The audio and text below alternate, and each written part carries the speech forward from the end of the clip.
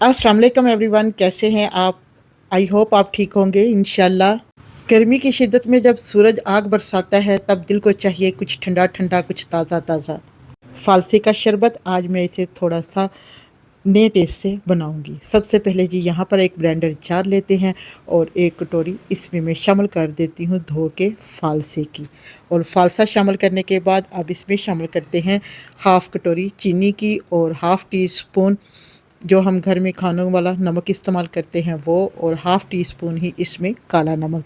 और अब इसे और भी मज़ेदार बनाने के लिए इसमें शामिल करूँगी पुदीने के पत्ते, और साथ ही 2 गिलास पानी के इसमें शामिल कर देते हैं और इसको ढक्कन लगा देते हैं और इसे अच्छा सा 2 मिनट के लिए घुमा देते हैं। बस ये वही कुदरती तोहफ़ा है जो ना सिर्फ प्यास बुझाए बल्कि दिल को भी राहत दे।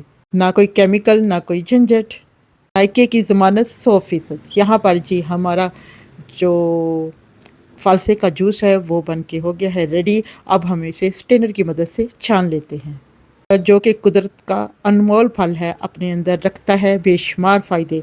ये जिस्म को ठंडक देता है, ब्लड प्रेशर को कंट्रोल में रखता है और दिल को ताकत भी बख्शता है।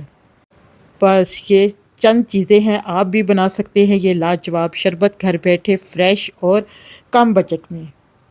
छानना मुश्किल है बट बहुत ही ठंडा ये शरबत बन के हो जाता है रेडी।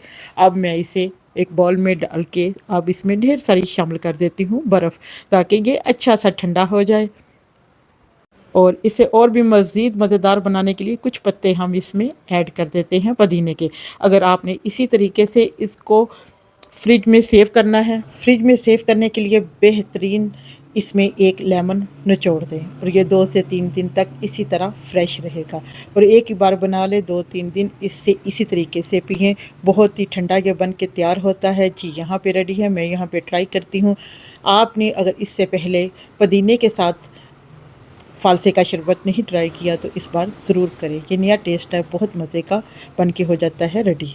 पुदीना विद फालसे का शरबत। अगर आपको अच्छा लगा है तो मेरी वीडियो को लाइक, शेयर एंड कमेंट ज़रूर करें। Thanks for watching video and अल्लाह हाफिज़।